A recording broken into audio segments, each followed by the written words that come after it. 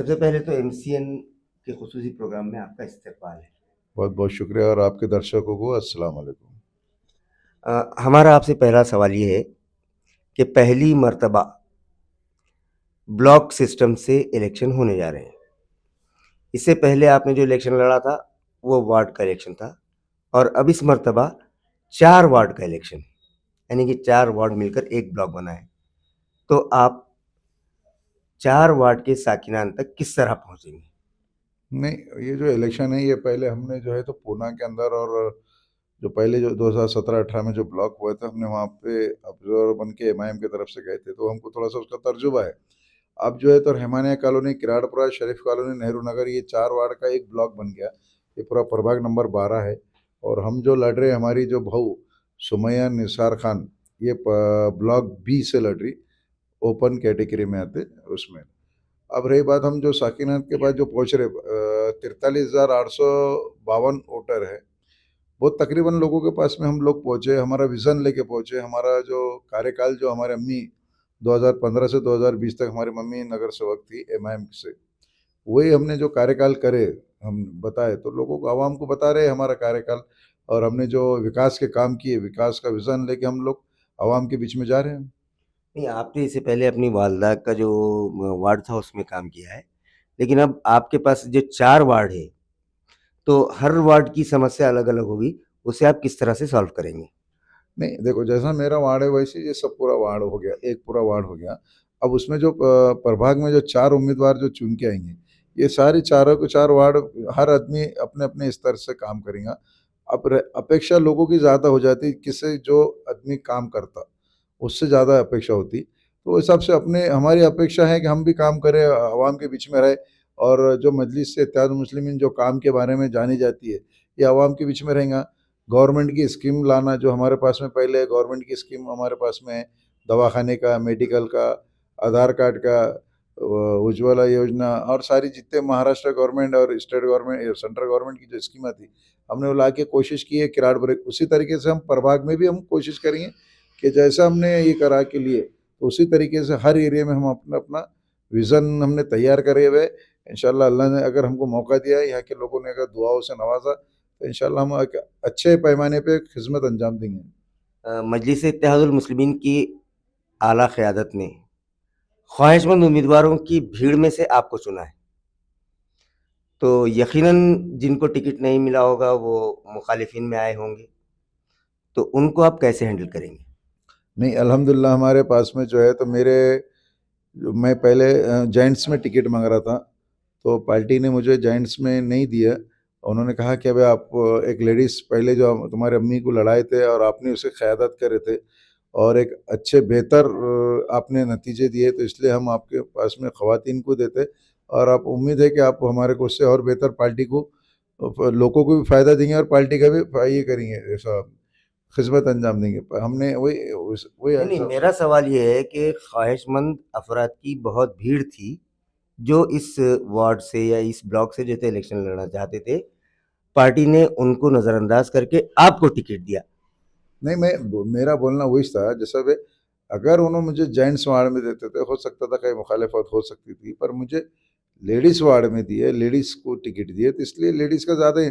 अब रही बात दूसरे जो लोगों के ख्वाहिशमंद थे और उन्होंने मजलिस के खिलाफ में, ऐसा कुछ भी नहीं हुआ। जो मजलिस का जो फैसला होता वो सबको लब्बे करना पड़ता। ठीक है, थोड़ी देर के लिए आदमी, कोई भी हो, आप हो, मैं हो, एक नफ्स की बात है कि भाई किसी को अगर टिकट नहीं मिला, थोड़ी देर, एक दिन ये होता है, बुरा लगता है, पर बाद में जब पार्टी का जब फैसला आगा, तो वो मजलिस का आदमी वही है। मजलिस की खास बात यह है कि हमको जिसने बात किया, और मजलिस का एक बार तुम्हारा क्लियर हो गया कि भाई टिकट आपका मिल गया, तो फिर बाद में सब मसले हल हो जाते हैं। सब जितने भी अभी जो नाराज थे, नाराज बोले तो ऐसा ये कुछ ये नहीं थे, पार्टी की तरफ से नाराज नहीं थे, कि भाई उन्होंने जताया कि हमारे को, हमारी भी नुमाइंदगी होना चाहिए थी, इसलिए कुछ लोग ऐसा ये थे। तो वो पर मजलिस ने जब बात की है और उनको समझाए, उन्होंने समझ के, और उन्होंने भी समझे कि भाई मजलिस का फैसला आखिरी फैसला है, हम लोग कार्यकर्ता बन के काम करेंगे।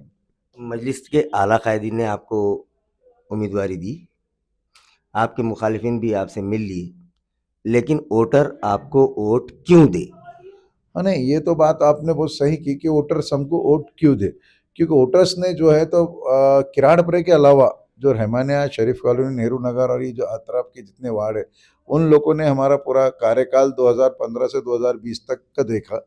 हमने जो ईमानदारी दयानदारी से हमने काम किए, क्योंकि हमारी ड्यूटी थी, क्योंकि सबसे ज़्यादा 2014-15 में हमारे को औरंगाबाद में सबसे लीड हमारी वालदा की थी, तो इसलिए हमारे को बहुत जिम्मेदारी थी, क्योंकि लोगों ने बहुत भरोसा जताए थे असद साहब पे, इम्तियाज जलील साहब पे, हम पे, तो हमने बहुत ईमानदारी से दयानदारी का काम किए।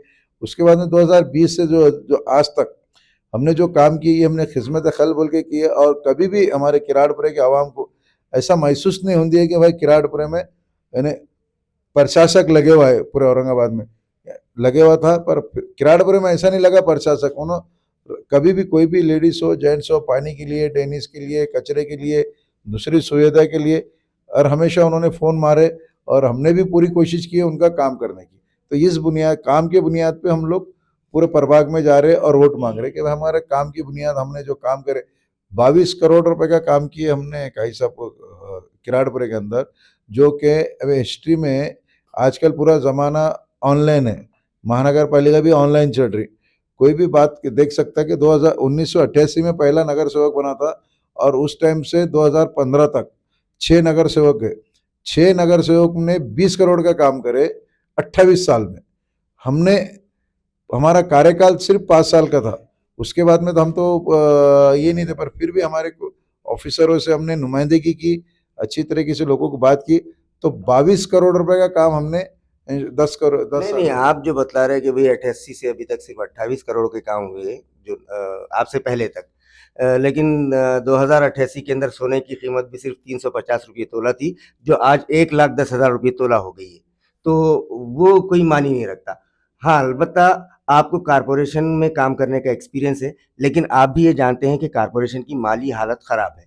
अब अगर ऐसे में प्रशासन ने ये फैसला किया कि हर एक कारपोरेटर को अपने ब्लॉक में सिर्फ 3 काम करने की, एक साल में वो सिर्फ 3 काम कर सकते हैं, तो आप किन 3 कामों को तरजीह देंगे? आपका ये सवाल जो है तो ये बता रहा है कि 3 काम नहीं, प्रशासक जब बॉडी बनेगी वो 3 काम भी कारपोरेशन देंगे कि नहीं देंगे वो पता नहीं, पर मकसद ऐसा है कि जो कारपोरेटर काम करने वाला है और हुकूमत के, महाराष्ट्र गवर्नमेंट से, उनके हलक में से बजट लाने वाला आदमी है, वही काम करेंगे यहाँ पे और वही चलेगा। हमको पता है 822 करोड़ रुपए महानगर पालिका ने इंटरेस्ट यानी उठाई हुई है, 10 करोड़ रुपए इंटरेस्ट जा रहा हर महीने को, और दूसरा पानी के इसमें 10 करोड़ रुपए इंटरेस्ट जा रहा, 20 करोड़ रुपए महीना इंटरेस्ट जा रहा सिर्फ महानगर पालिका। उनके आने वाले समय में उनकी जो बजट के जो पैसे और जो लोगों की सैलरी है वो भी महापालिका दे नहीं पाएंगी, पर हमको पता है हम किस तरीके से काम करा सकते हैं और काम करा के ले सकते हैं। महाराष्ट्र गवर्नमेंट की स्कीम है, सेंट्रल गवर्नमेंट की स्कीम है, और जो हमारे पास में अल्पसंख्यक का जो बजट आता हमारे को, उसमें भी हम लोग को यहाँ से काम करा के अल्हम्दुलिल्लाह हमारे प्रभाग को हम मायूस नहीं होने देंगे, इतनी पक्की बात है। आपके एमआईएम ने 48 कैंडिडेट्स उतारे, लेकिन ये संख्या इतनी नहीं है कि आप जो है तो मेयर बना सकें। हो सकता है कि बीजेपी जो है तो मेयर बनाने की कोशिश करे, सबसे बड़ी पार्टी वो हो, लेकिन अगर उसको मेयर बनाने के लिए, अपना मेयर बनाने के लिए कुछ वोट कम पड़े और वो एमआईएम से जो के पास आए कि भाई आपका हमें सपोर्ट दो, तो क्या आप बीजेपी का मेयर बनाने के लिए सपोर्ट देंगे? ये दरिया के 2 किनारे हैं जो कि कभी क़यामत तक मिलेंगे नहीं। तो इसी तरीके से एमआईएम और बीजेपी ये चीज़ है, कभी भी सत्ता के लिए या कुछ भी काई के भी लिए हम एक साथ में नहीं आएंगे। और दूसरी बात आप जो बता रहे कि अभी आपको सिंगल लार्जेस्ट पार्टी औरंगाबाद में अगर कोई बनने जा रही है वो मजलिस इत्तेहादुल मुस्लिमीन है। 48 हमारे पार्टी से हमारे इस पे खड़े हुए और 2 हमने सपोर्ट किए, ऐसे 50 कैंडिडेट है। 50 में भी जो है तो आपका मेयर नहीं बनता है। नहीं, मेयर सुन लो ना मेरी बात, हम जो है सिंगल लार्जेस्ट पार्टी बनने जा रही है, और हम बीजेपी को, शिवसेना को रोकने के लिए हम किसी से भी समझौता करके हम यहाँ पे सत्ता कोई करेंगे, पर बीजेपी और शिवसेना हमको नहीं होना, क्योंकि 1988 से लेके आज तक जो औरंगाबाद का जो हाल किए ये बीजेपी और शिवसेना ने मिलकर किए। आज जो 10 दिन 12 दिन को जो पानी आ रहा ये इन्हीं के कारण से आ रहा, शिवसेना बीजेपी की वजह से। आज जो औरंगाबाद का जो गड्ढा जो ये था रोड पहले बोलते थे औरंगाबाद गड्ढे में है क्या, गड्ढा औरंगाबाद में, तो ये बीजेपी शिवसेना की वजह से था। और बहुत सारी चीजें आज तक जो डेवलप नहीं हुई औरंगाबाद के अंदर, ये शिवसेना बीजेपी की वजह से हुआ। और यहाँ जो जातिवाद अगर कहीं औरंगाबाद में फैला तो यही दो पार्टियां थी, इनको जातिवाद का ये दिया। तो हम हमारी मजलिस से इत्तेहाद मुस्लिम, हमारी जो कायदीन है वो इस बात पे गौर करेंगे, फिक्र करेंगे जो औरंगाबाद के आवाम के हित में होगा, मजलिस वो काम करेंगी।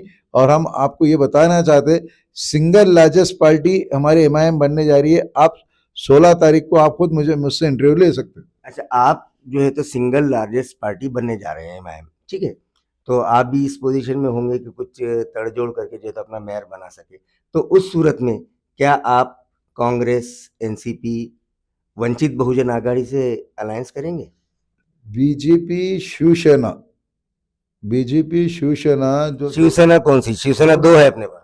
दोनों शिवसेना, दोनों एक ही से हो, वो अलग है, पर दो शिवसेना और बीजेपी ये सब छोड़ के जो भी सेकुलर पार्टी औरंगाबाद के हित में और मुसलमानों के हित में काम करेंगे औरंगाबाद के अंदर, मजलिस से इत्तेहाद मुस्लिमीन की कायदीन उसके बारे में सोचेंगे। तो ये थे हमारे हाजी इसहाक खान साहब। आपने सुना, उन्होंने कहा कि अवाम के हक में वो किसी भी सूरत में बीजेपी से किसी किस्म का कोई समझौता नहीं करेंगे। बीजेपी जिस तरह से उनके लिए अछूत है, उसी तरह से दोनों शिवसेना भी उनके लिए अछूत है और वो उनसे भी कभी समझौता नहीं करेंगे। इसी के साथ हम आपसे विदा लेते हैं। अगले प्रोग्राम में हम आपकी किसी और उम्मीदवार से मुलाकात करवाएंगे। तब तक के लिए खुदा हाफ़िज़।